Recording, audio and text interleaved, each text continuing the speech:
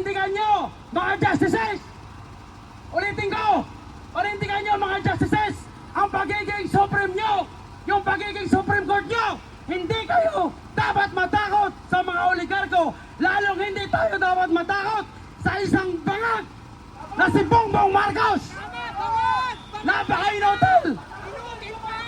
Putang ina niya, mantahin mo, 5,000 ayuda lang, kailangan pa may mamatay.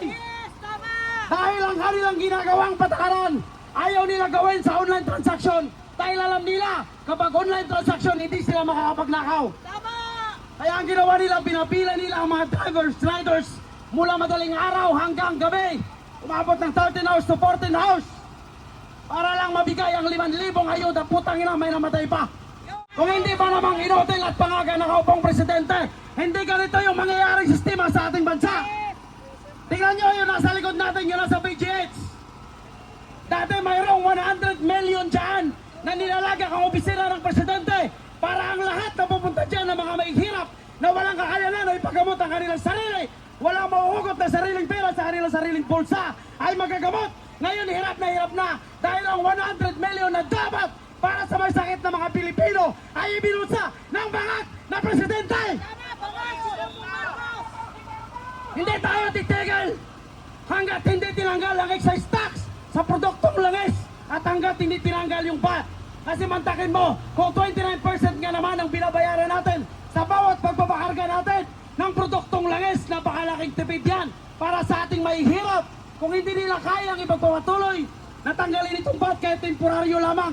Pero ano ang sabi ng bangag na presidente? Hindi nila kayang babaan ang presyo ng langis. Hindi nila kayang tanggalin itong value added tax dahil malaki daw yung mawala sa kaban ng bayan. Puta, mawalang sa kaban ng kanilang mga bulsa.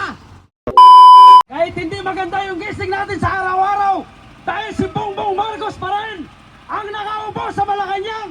Magandang araw pa rin sa ating lahat, sa mga kababayan natin, sa lahat na mga nandito, sa mga nakikinig. Pakinggan nyo ang aking sasabihin.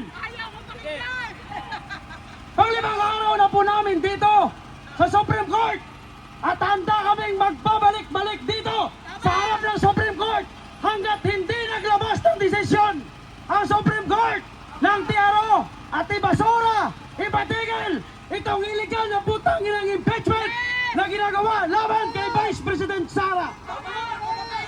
Malinaw na ang ginagawa ng miyembro ng Malitagang ang mga demonyo nakaupo sa Kongreso na ang kanilang purpose kung bakit ginagawa itong impeachment trial kay Vice President Sara upang gumawa ng isang paninira dahil alam nila na kapag maupo si Vice President Sara bilang Pangulo ng ating bansa, sigurado lahat silang putang ina nila ay makukulong. Kaya ngayon pa lang ay gumagawa na sila ng paraan para matigil ito. Pero hindi titigil ang sambayan ng Pilipino. Hindi titigil ang akbang ng maisog sa paninindigan, sa panawagan dito sa harap ng Supreme Court na ibasura ang impeachment trial na ginagawa laban kay Vice President Sara. Nandito rin po tayo mga kababayan upang muli panawagan sa kataas-taasang hukuman ng ating bansa na maglabas ng desisyon sa mga petisyon na i-file na mga anak ng dating Presidente Rodrigo Roa Duterte. Itong mga writ of habeas corpus na 1 taon na yung nakalipas, hanggang ngayon ay hindi pa rin naglalabas ng desisyon ang Supreme Court. Ako naniniwala sa pagiging supremo ng Supreme Court. Hindi dapat kayo maging sunod-sunuran.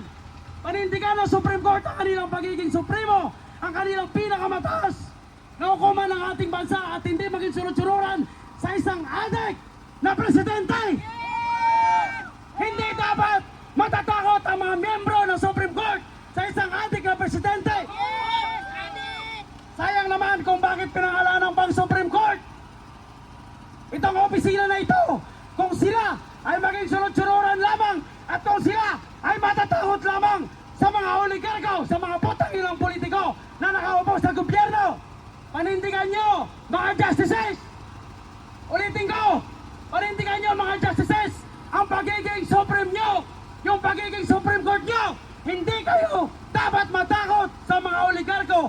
Lalong hindi tayo dapat matakot sa isang bangag na si Bongbong Marcos. Napaka-inotel. Putang ina niya, mantakin mo, 5,000 ayuda lang, kailangan pa may mamatay. Dahil ang kanilang ginagawang patakaran, ayaw nila gawin sa online transaction. Dahil alam nila, kapag online transaction, hindi sila makakapagnakaw. Kaya ang ginawa nila, pinapila nila ang mga drivers, riders, mula madaling araw hanggang gabi. Umabot ng 13 hours to 14 hours. Para lang mabigay ang 5,000 ayuda, putang ina, may namatay pa. Kung hindi ba namang inotel at pangaga nakaupang presidente, hindi ganito yung mangyayaring sistema sa ating bansa. Tingnan nyo yung nasa likod natin, yung nasa PGH.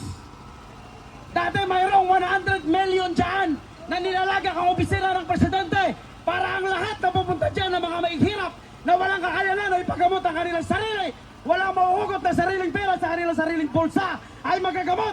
Ngayon hirap na dahil ang 100 million na dapat para sa may sakit ng mga Pilipino ay ibinusa ng bangag na presidente. Hindi tayo titigil hanggat hindi tinanggal ang excise tax sa produktong langis at hanggat hindi tinanggal yung VAT. Kasi mantakin mo, kung 29% nga naman ang binabayaran natin sa bawat pagpapakarga natin ng produktong langis, napakalaking tipid yan para sa ating mahihirap. Kung hindi nila kayang ipagpapatuloy, natanggalin itong VAT kahit temporaryo lamang. Pero ano ang sabi ng bangag na presidente? Hindi nila kayang babaan ang presyo ng langis. Hindi nila kayang tanggalin itong value added tax dahil malaki daw yung mawala sa kaban ng bayan. Puta, mawalang sa kaban ng kanilang mga bulsa. Tama nga naman ang sinasabi ng isang congressman. Hindi na tayo babayad ng VAT dahil napupunta lang naman sa mga bulsa ng mga putang inang kongresista. So bakit pa tayo babayad? Kung ang ibabayad natin ng VAT ay mapupunta pa sa ating pamilya. Kaya hindi kami titigil.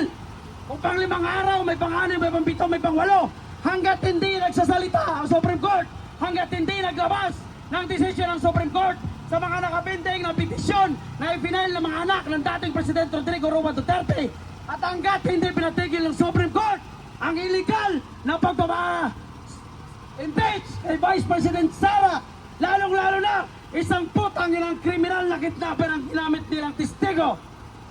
Ngayon lang tayo makakita ng gobyerno na pinoprotektahan ang isang kriminal, na pinoprotektahan ang isang kidnapper, samantala yung mga ordinaryong Pilipino na nakikipaglaban, nagsasalita, nagbubulgar sa matinding korupsyon sa gobyernong bangag ni Bongbong Marcos ang ginigipit at pinapaaresto. Kaya sa mga kababayan po natin na lahat ng mga pulis na nandito, mabuhay kayo, pero hindi dapat kayo sumusunod sa isang bangag